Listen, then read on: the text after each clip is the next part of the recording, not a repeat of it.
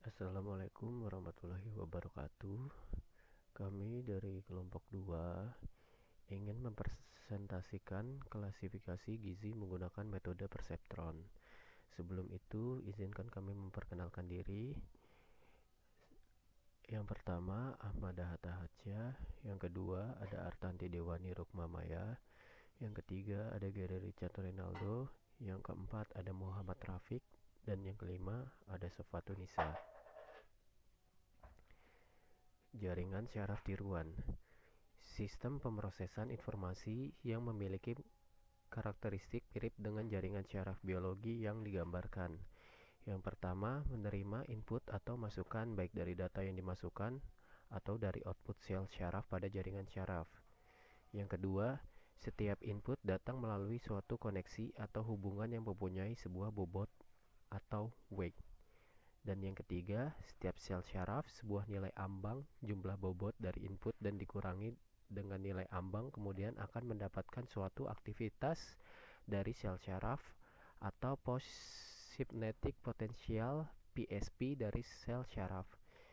Signal aktivasi kemudian menjadi fungsi aktivasi atau fungsi transfer untuk menghasilkan output dari sel syaraf. Algoritma perseptron.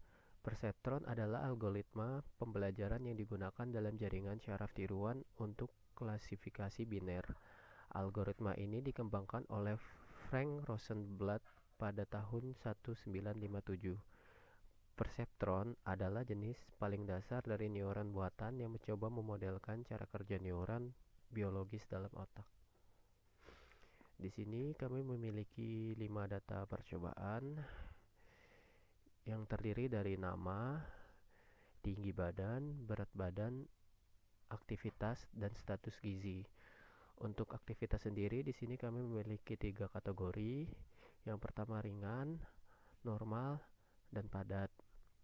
Untuk status gizi kami juga memiliki 3 kategori, yaitu kurang, normal, dan lebih. Data percobaan di sini kami menghitung tinggi badan dan berat badan menggunakan standar BMI. Keterangannya BMI kurang dari 18 dinyatakan kurang, BMI lebih dari 18 dan kurang dari 25 dinyatakan normal, dan BMI lebih dari 25 dinyatakan lebih. Di sini ada data percobaan atau data hasil normalisasi dari aktivitas dan status gizi. Hasil normalisasi dari data tinggi badan dan berat badan menggunakan min-max scalar. Jika nilai berat badan menjadi 0, ini mungkin disebabkan oleh pembulatan yang dilakukan oleh fungsi print. Dalam normalisasi min-max, data akan dinormalisasi ke dalam rentang 0 hingga 1, di mana nilai terkecil dalam dataset akan menjadi 0 dan nilai terbesar akan menjadi 1. Kesimpulan, dari kesimpulan yang sudah didapat bahwa sistem GST algoritma perseptron dalam kualifikasi gizi dapat disimpulkan bahwa sistem jaringan syaraf tiruan dengan algoritma perseptron ini dapat membantu dalam mengklasifikasi gizi menjadi cepat dan membantu untuk menghasilkan yang akurat. Oke, di sini kami akan mendemonstrasikan program klasifikasi gizi dengan metode perseptron. Di sini kita tambahkan jumlahnya menjadi 2 sebagai perbandingan, lalu kita submit. Dan di sini ada data pertama dan data kedua. Lalu kita isi untuk tinggi badannya, lalu berat badannya, serta aktivitasnya.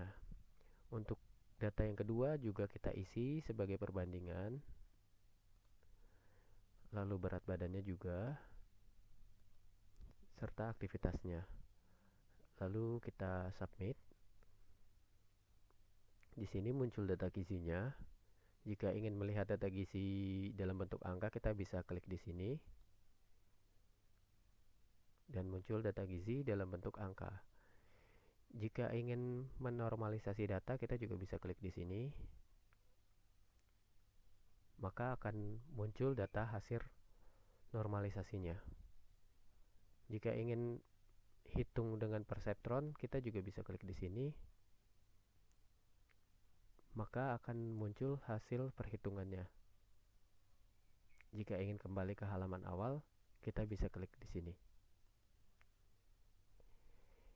Ya, mungkin itu aja dari kami. Kurang lebihnya mohon maaf. Wassalamualaikum warahmatullahi wabarakatuh.